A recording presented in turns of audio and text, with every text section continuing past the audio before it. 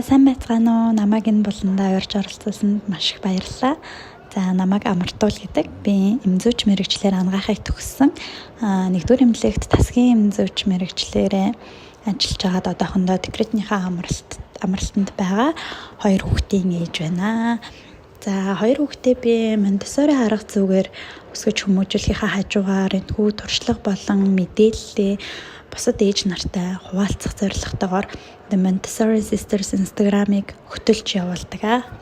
Хүүхэд ихийнхаа хэвлэлд бүрэлдсэн цагаас эхлүүлээд 6-наас хүртлээр хүрээлэн бай орчныхоо мэдээлэл, хэв шинжийг өөрийнхөө оюун ухаанд маш сайн шингээж авч яадаг. Түүгээрээ насан туршийнхаа зам байдал, дадал зуршлыг бүтээж өөрийгөө төлөвшүүлдэг болохыг маш олон жилийн судалгаа ажиглалтын үндсэн дээр олж тогтоосон байдаг. Италийн анхны эмэгтэй эмч эрдэмтэн Мария Монтессори гэж хүнийг олж тогтоож Монтессори гэж нэрлэсэн байдаг. Монтессори арга зүйн бусад сургалтын арга зүйгээс ялгаатай тал гэх юм бол Follow the Child гэсэн юм үндсэн ураа байдаг. Хүүхдийгээ сонсох, хүүхдийгээ ажиглаж, хүүхдийнхээ онцлогт тохируулан тэдний хөгжлийг нь дэмжих тийм сургалтын арга зүй. Гэснээр хүүхдийг өөрөөр нь бие даалгадаг хамгийн чухал зүйл бол өөрийнхөө мэдрэмжийг ойлгож, мэдрэхүүг нь хөгжүүлж, нийгмийн харилцаанд оруулж, орчин тойрон байгалаа хүндлэх маш олон талын бие хүн болоход туслах бүх хүний хөгжлийн зарчмууд дээр тулгуурлаж бүтээсэн ийм сургалтын арга зүй. Би анх том охиноо хүрч хахад Монтессори арга зүй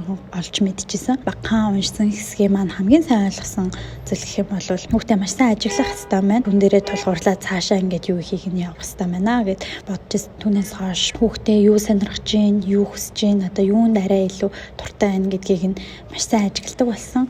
Бид нар ингээл хоол хийгээл зогсож явахд өөрийнхөө тоглоомоор тоглохгүй заавал ингээл хажууд ирээл төмбөн савд хөжигнүүлээл зогсдөө штэ. Тэгэхэд бол яг сайн анзаараад үзэх юм бол айгүй чухал ажил хийж идэг. Яг тэрийг хараад энэ жижигхэн подносын дээр бэлдээд өгчээсэн байхгүй юу? Таглаа ажил хийлгэжсэн. Хүүхд айгүй удаан төвлөрч сууд юм байлээ. Хамгийн гол нь аз жаргалтай тэрийг хийдэг. Тэгээ би яг тэрийг хараад айгүй хурам зориг авчихсан. Хөгжгөөд хичээгээд идэм байна. Энийг нь бид нэр ойлгоод туслаад дэмжиж өгөх хэрэгтэй байна гэж бодчихсон. Ер нь бол ийм бэлтгэгдсэн орчинд өссөн хүүхд бол бие даах чадвар өндөртэй. Хамгийн гол нь өөрийгөө ойлгодог болдог. Юу хүсэж байгаагаа мэддэг. Юу хийх ёстой вэ гэдгийг мэддэг болт юм байна. Монтессорид хамгийн чухал зүйл яалтчгүй орчин байдаг л та. Гэтэ энэ орчин бүрдүүлэх нь ерөөсөө тийм хэцүү зүйл байдгүй. Тавчхан ярих юм бол орчин бүрдүүлэхтэй айлуулах энгийн эмэг цэгцтэй, цэвэр цэмцгэр бүх зүйл нь тодорхой ах хэрэгтэй. Тавилах хэрэгсэл нь хүүхдийнхаа нас идэхгүй, тэгээ биеийнхээ онцлогт таарч тохирсон, гүн зөөлөн хүүхдийн анхаарал сарнаад тахгүй тод юм хэрэггүй байдаг. Байгалийн өнгөтэй байвал бас их зүгээр. Ийм тавиур дээр хүүхдийнхаа тоглоомнуудыг нь хэрэгслүүдийг нь тодорхой цөөн тоогоор байршуулж өгдөг. Ингэснээрээ хүүхэд сонголт хийх боломжтой болдог, алдаагаа хянах боломжтой болдог, алдсан тохиолдолд давтан хийх боломжтой зохион байгуулалттай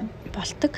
Ханандаа ингээд эд зүйлс тогтоож зураг мураг өглөх бол хүүхдийнхээ харааны төвшөнд гар хүрэх газарт байрлуулах хэрэгтэй. Нэмээд хэлгээд амьд байгалийн орчин жаахан бүрдүүлээд өгвөл бас зүгээр. Жишээ нь амьд ургамал ч юм уу амьд зүйлсийг арчилж халамжлах нь хүүхдийн оюун ухааныг хамгийн идэвхтэй хөгжүүлдэг зүйлсийн нэг. Яагаад заавал тийм эмгэгцэгцтэй зохион байгуулалттай орчин байх хэрэгтэй бэ гэвэл хүүхд гадаад орчныхоо байдлыг өөртөө шингээж түүгээрээ дотоод ертөнцөө бүтээж идэм байна л да. Тиймээс хүүхдэд эмгэгцэгцээр журам нь өөрийгөө хянах мэдрэмжийг бий болгоход тусалж байдаг. За ийм бэлтгэгдсэн орчинд хүүхэд их хөдөлгөөний хэрэгчлөөтэй, сонголт хийх хэрэгчлөөтэй, бусдаас хараад байх хэрэгчлөөг мэдэрдэг. Хэрэгчлөө бол ерөөсөө хүүхдийн хөгжлийн хөтлөшгүй суурь байдаг. Зөвхөн хэрэгчлөөтэй орчинд л хүүхдийн зан төрсгөн бодох чадвар мэдрэхүү бүрэн хөгжиж яадаг гэж үздэг. Тэгэхээр ерөөсөө хүүхдийг хүндэлсэн өөрт тохирсон орчинд бүрдүүлээд өгөхөд л өөр илүү дутуу юмныг шаардлагатай биш ээ.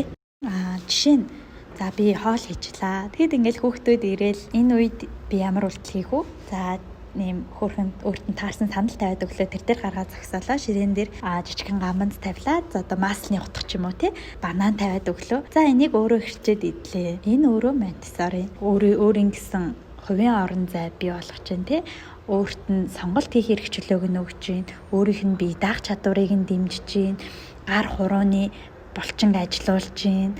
За өөрийнхөө хоолыг хийж идэж гин юм зүсэх амьдрах ухаанд суралцж гин. Иймэрхүү жижиг сажиг зүйлс бүгдээрээ Монтессори. Өөрийнхөө гарыг угаах, өөрийнхөө асгасан хогийг шүүрдэх, өөрийнхөө завааруулсан ширээг арчих. Энэ бүгдээрээ амьдрах ухаан чинь тэр чигээрээ Монтессори. Өөрөөсөө заавал тоглоом хэрэглэгдэхүүнгүй ч гэсэн Монтессори дах боломж бид нарт асар их байдаг юм шүү. Заавал Монтессори арга зүгээр хүүхдээ хүмүүжүүлээрэ гэж хэлэхгүй. Өөрийнхөө зөв гэж бодсон зүйлийг хийгээрэй. Хүүхдийнхаа төлөө, хүүхдийнхаа амьдрах чадварыг нь дэвшлүүлээрэй. Бие даах чадварыг нь дэмжээрэй. Хүүхдтэйгээ маш сайн ярилцаж, хүүхдийнхаа мэдрэмжийг ойлгож, өөрийгөө ойлгодог, өөрийгөө бусдад илэрхийлдэг хүн болгож өсгөөрөө. Хүүхдтэйгээ нээлттэй харилцаж байгаарай. Хүүхдийг бага гэлтгүү хүн гэдэг талаас нь харж хүүхдээ хүндэлж, хүүхдээ итгэж хандж байгаарай. Тэгээд одоо ингээд гэртээ хүүхдээ хараад байж ах энэ хугацаагаа маш үр дүнтэй ашиглаарай. Хүүхд чинь өөрийнхөө юу хүсэж байгааг, өөртөө юу хэрэгтэй байгааг ингээд өөрөө илэрхийлээд идэм шүү. Тэгэхээр хүүхдээ маш сайн сонсож ажиглаж байгаарай гэж хэлмээр байна. Тэгээ хамгийн гол нь ээж өөрөө аз жаргалтай, сэтгэл зүйн хувьд тайван тогтвортой байх нь чухал юм шүү.